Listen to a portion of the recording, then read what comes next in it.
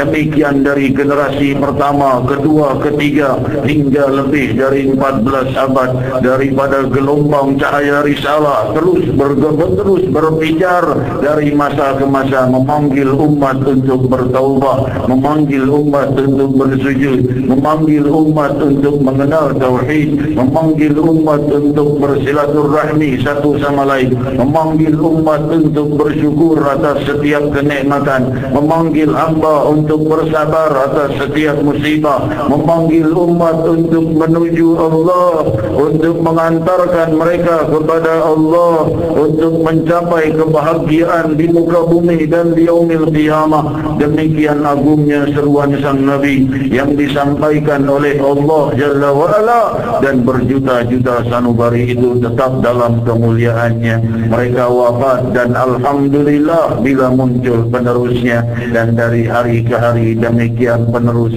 ini mulailah sirna dan sirna, kan tetapi keberkahan risalah Nabi Muhammad sallallahu alaihi wasallam masih terlihat jelas di malam hari dalam perkumpulan kita ini. Risalah beliau, tuntunan beliau, kalimat beliau, perkumpulan para pecinta Rasulullah sallallahu alaihi wasallam tetap ramai dikunjungi oleh umatnya. Limpahan puji kehadirat Allah Subhanahu wa taala.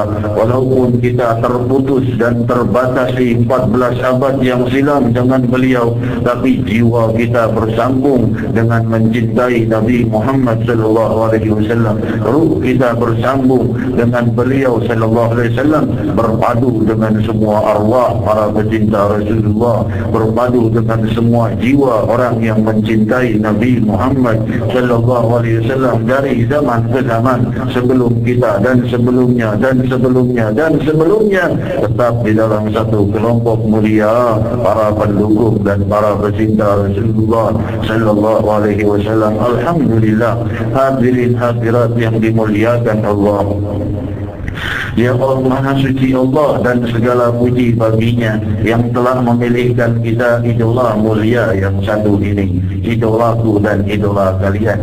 Dan jangan kita tertipu dengan ucapan dan ejekan orang yang berkata kalau idolamu Nabi sallallahu alaihi wasallam, tentulah engkau ini tidak berbuat dosa, pasti engkau ini selalu dalam ketaatan. Tidak demikian hadirin hadirat. Sungguh cinta di dalam sanubari tidak bisa didustakan, walaupun barangkali kita masih terjebak dengan dosa dan kesalahan, karena cinta itu adanya di dalam sanubari. Belum tentu orang yang taat siang dan malam tapi dia mencintai Nabi Muhammad sallallahu alaihi wasallam, dan demikian pula sebaliknya. Orang yang mencintai Rasulullah sallallahu alaihi wasallam akan selalu berusaha menghindari maksiatnya, tapi bukan berarti dia tidak bermaksiat sama sekali. Hadirin hadirat yang dimuliakan Allah, sungguh idola itu tempatnya di dalam sanubari. Sebagaimana contoh kecil, bila kita mencintai, misalnya beridolakan seorang artis atau seorang pemimpin atau seorang siapapun, tentunya kita tidak akan mampu mengikuti semua gerak-geriknya, tidak pula akan mampu mengikuti semua perintah-perintah dan larangannya, akan tetapi tentunya jiwa tetap condong kepada yang idola kita. Seandainya dikumpulkan ada beberapa orang-orang lain, tentu kita memilih idola kita. Demikian keadaan orang yang beridola, dan demikian orang yang beridolakan Nabi Muhammad sallallahu alaihi wasallam. Walaupun barangkali kita masih lemah dalam mengamalkan sunnah, tapi paling tidak jangan bicara soal Muhammad Rasulullah sallallahu alaihi wasallam, ini idolaku. Mengenai yang lain boleh kalian hina dan kalian perbincangkan, tapi kalau yang satu ini idola dan ini urusan sanubariku sallallahu alaihi wasallam wa baraka alaihi wa alihi. Demikian orang yang beridola.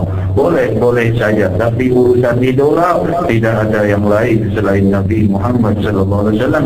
Inilah idolaku. Banggakan hadirin hadirat, banggakan idolamu Nabi Muhammad sallallahu alaihi wasallam. Orang-orang lain, teman-temanmu, bahkan kaum muslimin barangkali daripada kaum rijal wan nisa, dari kaum lelaki dan wanita, bangga dengan idolanya orang-orang yang dimurkai Allah, bangga dengan idolanya artis dan lain sebagainya yang barangkali tidak pernah ruku dan sujud, barangkali tidak pernah mengenal ucapan subhana rabbiyal a'la wa bihamdi, barangkali belum pernah dicapai oleh air wudu semasa hidupnya, belum pernah terlintas dalam hatinya untuk melakukan salat. Ini yang dijadikan idola oleh mereka, dan mereka bangga memajang fotonya, memajang semua apa-apa yang ucapan-ucapannya. Maka banggakan idolamu yang memang pantas dibanggakan, Sayyidina Muhammad sallallahu alaihi wasallam, dan tidak ada idola yang lebih pantas dibanggakan di dunia dan akhirat selain Muhammad Rasulullah sallallahu alaihi wasallam. Memang beliaulah yang pantas diidolakan dan dijadikan kecintaan, karena memang mencintai kita. Sedangkan orang yang mencintai seorang tokoh misalnya, atau artis misalnya, tokoh dan artis itu tidak akan peduli pada keadaannya, demi tidak pula mau tahu bagaimana kesulitan dan musibahnya di dunia, apalagi di akhirat. Bila kita datang pada orang, pada mereka misalnya, orang yang kita idolakan dari tokoh masyarakat atau dari artis atau dari siapapun, datang kau ke tempatnya, belum tentu ia ingin mau menjumpaimu, belum tentu kau bisa menginjak rumahnya, belum tentu kau bisa menjabat tangannya. Akan tetapi lain berbeda dengan idola ini yang satu dan sangat mulia, dipilihkan Allah untukmu, Sayyidina Muhammad sallallahu alaihi wasallam alaihi wa alihi. Idola agung ini siang dan malamnya mendoakanmu, malam-malamnya engkau didoakannya, dan keinginannya dan kegembiraannya adalah keselamatanmu di dunia dan akhirat. Hadirin hadirat yang dimuliakan Allah, ketahuilah orang-orang yang beridolakan beliau ini orang yang dimuliakan Allah Subhanahu wa ta'ala, dan beliau ini sanubarinya selalu ingin keselamatan umat atas dosa-dosanya, sebagaimana diriwayatkan bahwa Rasul sallallahu alaihi wasallam berdoa di saat padang Arafah di Hujjatul Wada, meminta kepada Allah di malam Arafah. Beliau berdoa dan berdoa untuk mereka yang haji dan umrah dan hadir di Arafah untuk dihapus dosa-dosanya. Maka esok harinya turunlah ayat, sungguh Allah telah menghapus semua dosa-dosa mereka yang haji dan umrah berkumpul di Arafah, illa man ittaba'an, illa min at-tabi'at, terkecuali mereka yang punya dosa satu sama lain di antara mereka, itu tidak dihapus di Arafah. Akan tetapi semua dosanya kepada Allah sudah dihapus oleh Allah. Allahul Akbar, anugerah yang sangat agung dari Allah Subhanahu wa ta'ala. Akan tetapi sang Nabi tidak puas karena ayat ini masih ada illa minat tabi'at, terkecuali satu sama lain dosanya.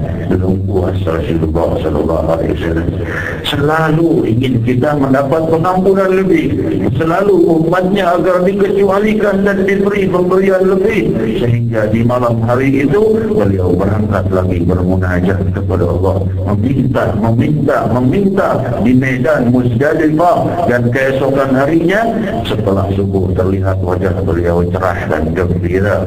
Maka para sahabat bertanya, abhaku sinnuka ya Rasulullah, alangkah indahnya senyummu wahai Rasul. Karena sebagaimana diriwayatkan di dalam Sahihul Bukhari, Rasulullah sallallahu alaihi wasallam ini kalau sedang gembira terlihat cerah dan lebih terang benderang wajahnya sallallahu alaihi wasallam.